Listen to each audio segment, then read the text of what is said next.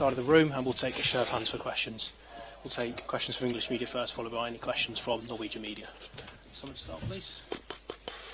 Sorry. Good evening, Pep. May I just ask you about Mark Gahey? What exactly you think he'll add to your team? Why do you like him as a player, please? I'm a top central defender. He's playing national team. Say on my personal name, thanks to the club, to bring him here. We come from had the perfect age for many years and can play right, left, and him especially, because I know how was wanted to choose us and bring him back for the problems that we have in the back in the next few months. So yeah, it's really, really important he's here. Was part of the attraction the fact that he plays for England? He's used to big games. He can handle Manchester City, the whole what he needs to play for you. Well, I'm pretty sure if you have a more contract in Crystal Palace would have been impossible. But the fact that it's 6 months end of the contract, so the situation was easier in that terms. But of course, Crystal Palace and Man City have to be agree, and after the player decide to come. Otherwise, even in that situation, would not be possible. Just wondering kind of what the feelings are within the squad after the Derby game. The Derby game is the same feeling that we had after the game. They were better, and immediately thinking about this different competition, the chance that we have to finish in top 8 tomorrow,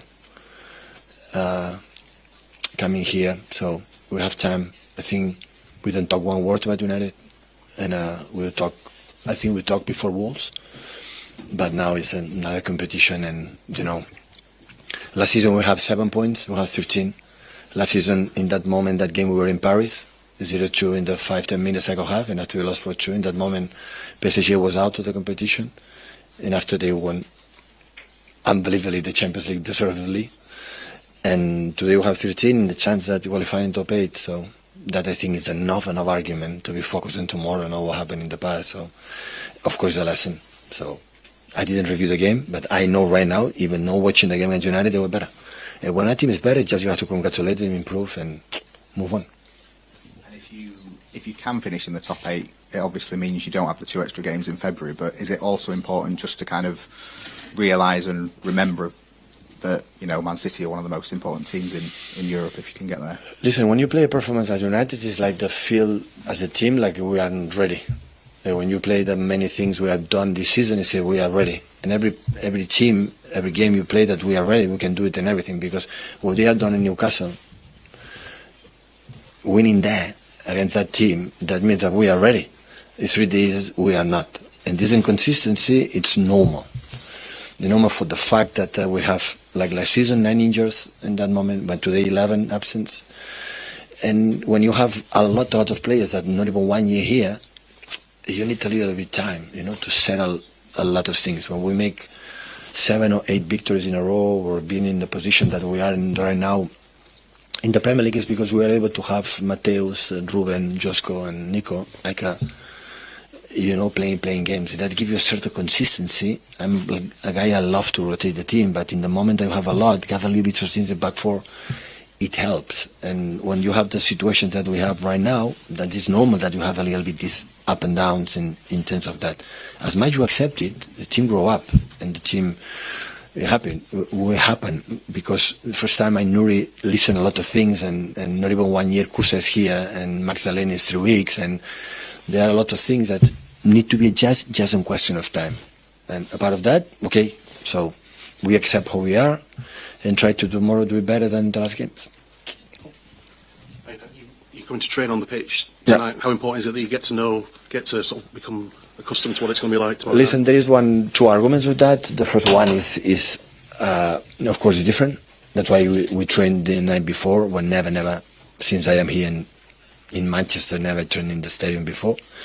But you have to see how the ball bounce, how the short passes, long passes, this kind of stuff. And the second, always I thought about that. Life is never red carpet. Life is not never. How quick you adapt and adjust this uncomfortable situations, you are closer to a success. So if I start to cry for that situation and other ones that happen, you don't achieve what we achieved in the past. Always we were incredibly positive, look ourselves in our mirrors and say what you have to do. not denying that there are situations that you cannot control. Just quickly about Phil Foden as well. Did he hurt his hand on Saturday? Yeah. Is he on his No, have a little bit broken his bone. Yeah, but have a protection and it's fine for tomorrow. John? Pep, so are you considering Saturday to be a little bit of an outlier? Because very often this season you've given the impression that you do feel that real progress is being made. Was Saturday a one-off almost because of the circumstances? And the Saturday, during 94 minutes, 95 minutes and 2 seconds, they were better. And happened. Normally happened in the past, not much for the circumstances. I think I see it for stability of the team for many years. It happened. I'm not going to deny the situation, but I said before. So tomorrow's another game, another competition, and look forward. So we don't have time to do it. So it's so demanding. Yeah, it's so demanding. Carlos Alcaraz is maybe the number 2 in the world, one of the best players in all history. Will be one of the play history. I read the interview 2 days ago before the Australian Open that said, you cannot imagine what was for me 9 weeks at home resting to the last season to prepare the new one. We don't have that. These football players like they have in the past, they have 2-3 weeks. 80-90% of the players will go to the World Cup in summertime, and after that the club will demand they come back soon because we start the new season. And when the people is injured and mentally fatigued and the new things have to adjust, we will have time to train, we have to prepare something. I knew Carlos Alcaraz changed a little bit the shape for the service, right? Now it's changing something to getting better. We don't have time to that. Max Delaney came for Watford. Come on, play and play as good as possible against Mbemo, against Bruno Fernandes, against all the best strikers in the world. So that is a reality. And you face, okay, we have to adjust and adapt as quick. And you have a bad game, yeah.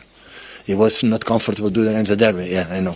So congratulate it and go forward. I know that you've only just arrived here in the Arctic Circle, so I don't know whether you've got an idea of what you've landed into here. But just to think that... Excuse me, my friend. I've been 1 year ago in Oslo in Lofoten. The Norway people know what it does mean, right? And it's stop. So that's why I know the area perfectly. And the weather as well. For a football team to come from here and to achieve what they have, I mean, it's miraculous. I was in the flash interview. They told me 5-6 years ago it's in second division, I think so, and now it's playing Champions League. But last season played semi-final Europa League. So same manager heads off, and a huge respect, of course. And we have an opportunity, and we respect them massively. We have a meeting before, and I told them, guys, that is a really, really good team, consistent for for the cold and for especially the pitch. So we have to adapt quick as possible, and hopefully we can perform what we have to do. We'll take some questions from Norwegian media. Just here, please. Thank you. So, good morning, good evening, Mr. Pep. I'm Doloset Bektamirov, Championat Asia from Uzbekistan. What do you think about the Husenov's last performance? What's the impressions you had, and what he should do to become a full starter when the all defenders will recover? Just read the media. How praise Kusanov the last games. So they are right. We are wrong, the manager. So I stop. We don't have complaints. So the last game was exceptional in the previous one, and we are really pleased. I said for the arrive, especially stop because after Arsenal game it was month without playing 1 minute, a long month, and you can imagine how he behaved in the training session, in the locker room. That defined Kusanov. Always that define the players in the bad moments, how they behave as a team. And Kusa, I don't know, I'm pretty sure the education from mom and dad for Uzbekistan or whatever, so just was a few months in French, and after came here immediately in Manchester City in the Premier League. It's not easy this change, but he listened, he learned, and of course his condition is exceptional. So Man City will have a central defender for many, many years in a top level. What he will become, let me be clear, it depends on him, nothing else. You said earlier that Erling is a little bit tired. How is he feeling now, and what's your thoughts about using him here 3 days after the derby, artificial grass, etc.? He said to me he slept unbelievably. So he's fit. Yeah. Hi, Pep. Yeah. Hi. I'm going to ask you about the Norwegian player, but it's not Erling. Can you elaborate on the condition of Oscar Bob and his future as a club regarding the transfer window open and with the World Cup? I don't know. I don't have an idea. He says he's not fit. So he's not fit. Do you see him being in the club until February? No, I have no idea. No idea. Erling Haaland has played a lot of games this season. Do you think he can continue to play as much as he has done lately? Depends on his mind. His mind and his fire will dictate it. As much as no ginger can play. Yeah, depends on him. Good evening, Pep. I just wanted to go back to the fact that you said that you've never trained on the stadium day before match. Is it just the artificial turf, or is there some other factor that makes you do the decision to actually train here today? No, normally when I start being in Champions League with Barcelona, always we train the day before. But I realized that we lose one training session, the fatigue. For example, I remember Barcelona arrived to London, airport, 1 hour to the hotel, lunch, 1 hour to the stadium, 1 hour and come back. We cannot train nothing tactically, so waste the time. And I decide I prefer training there, arrive, and this amount of games, 3 days, 3 days, 3 days, 3 days, not 4 days, 3 days, 3 days, 3 days. So it's better to do. But here, the only reason is the artificial pitch to see how they, how they feel a little bit. Of course, tomorrow, don't be surprised for the beginning. That is the only reason why. Last question here. Thank you. The Northern Lights, Aurora Borealis, are expected in Bodø tonight. Good. Something quite special and rare and spectacular for many visitors. You said you've been to Lofoten? Lofoten, yeah. Yeah, have you seen it before, the Northern Lights? In Finland as well. In Finland as well? Yeah, I love North Europe. You do, yeah? I love it. What do you think about it? And is it placed for a little... What I think, I'm not a scientist to analyze what is the reason why I appear in the sky, to be honest. No? Give me a few years. No, Don't underestimate me, my knowledge as a scientist, but right now, I just admire. If even it's a glass of wine, it's even better. Yes. Do you have time to appreciate something like that in a busy, demanding schedule as Champions League? Sorry? Do you have time to appreciate something like the Northern Lights? Of course, why not? Is there something you're going to chase tonight, maybe? No, I will be in the hotel, have a big windows, and we will take a look, and we will enjoy it. Why not? I'm so focused in my job, but why shouldn't I see the sky and see how beauty is the universe, right?